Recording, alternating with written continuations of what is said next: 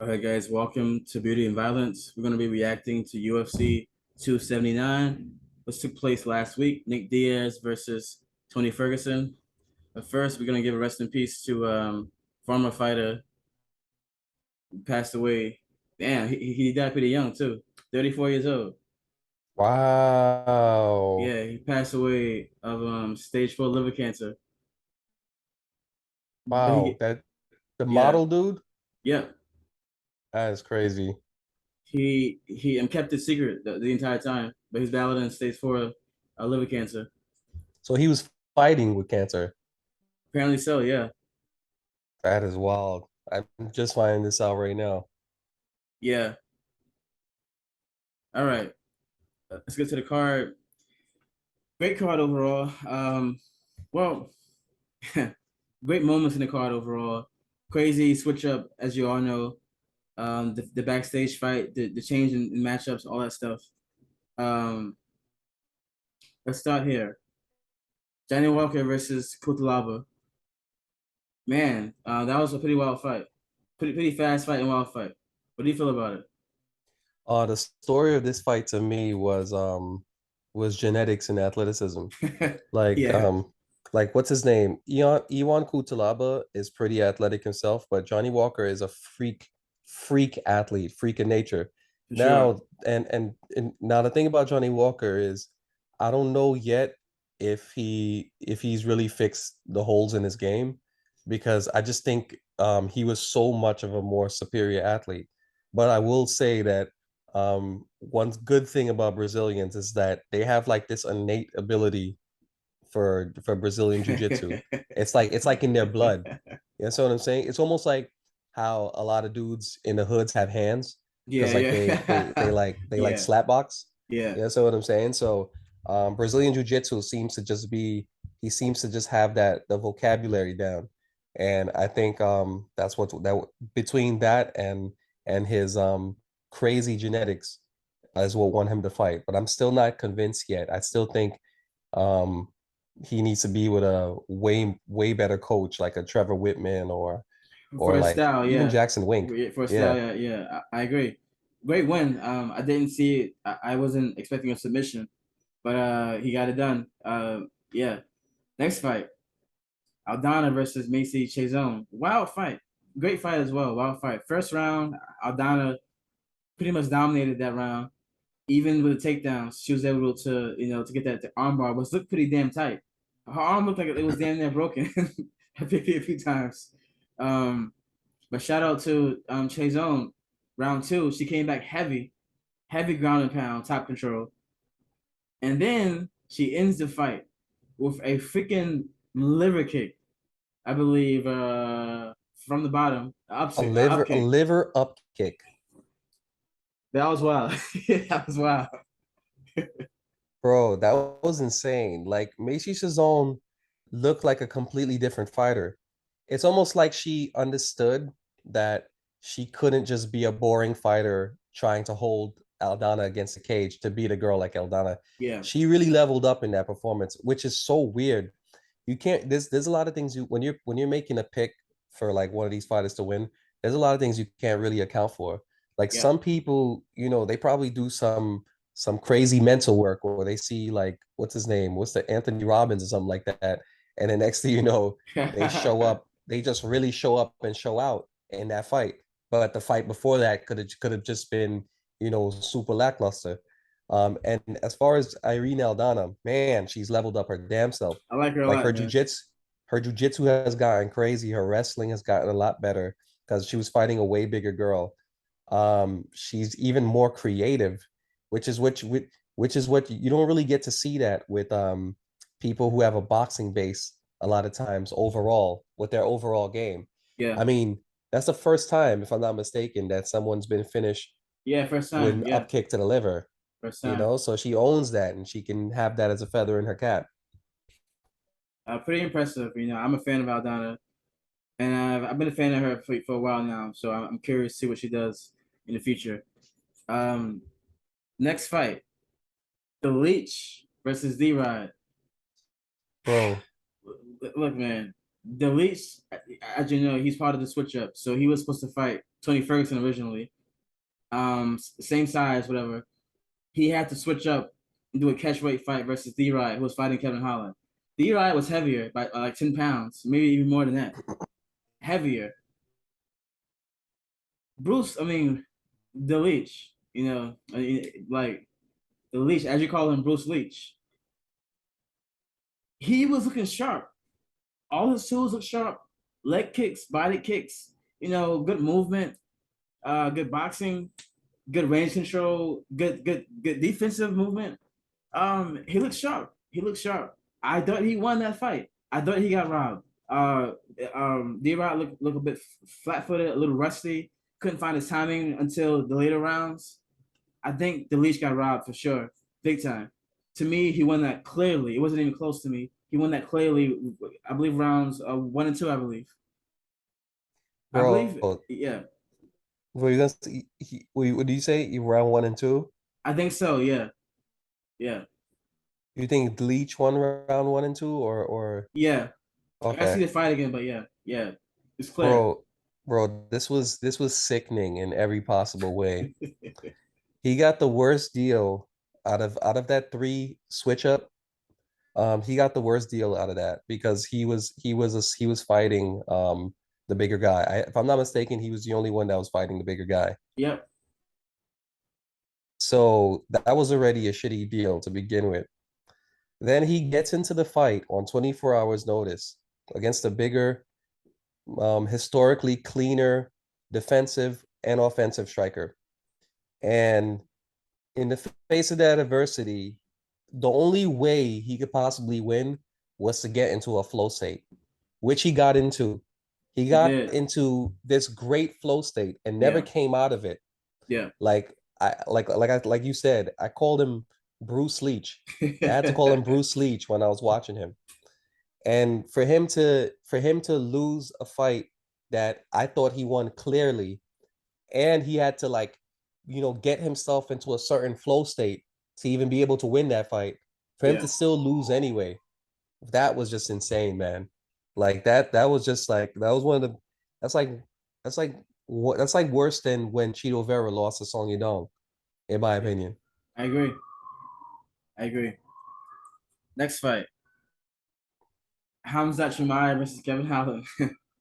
Man, so Hamzat was supposed to fight Nate Diaz, and he missed weight by, was it 7 pounds, 7.5 pounds?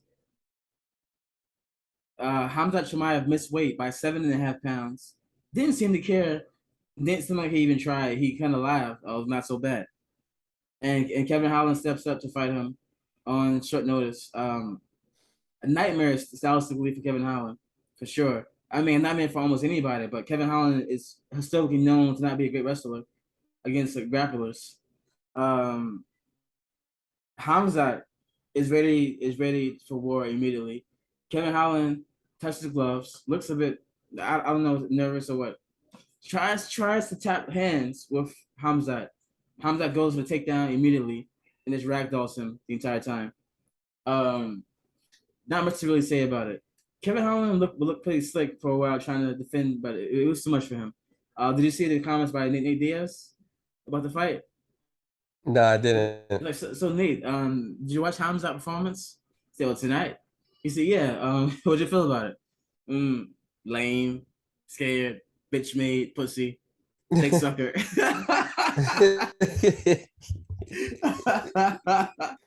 Yo, Nate, date is not domesticated at all, man. he's not.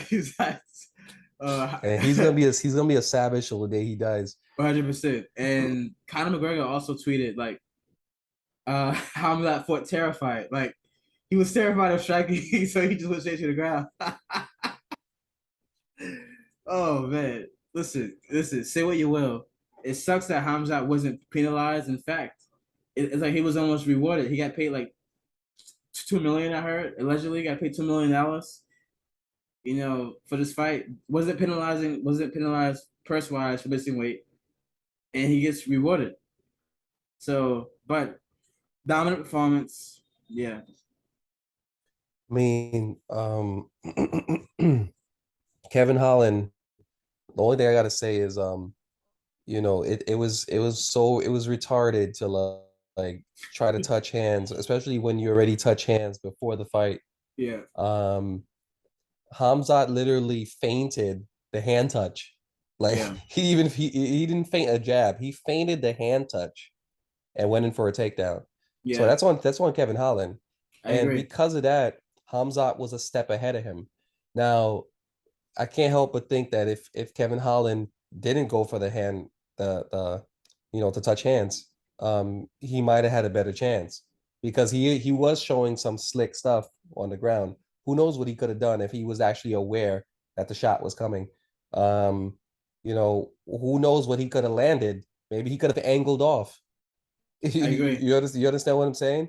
Yeah, I There's agree. a lot of different variables. I'm not sitting here saying that Kevin Holland would have won, but I'm saying that would have just been, a different variable. I agree 100%.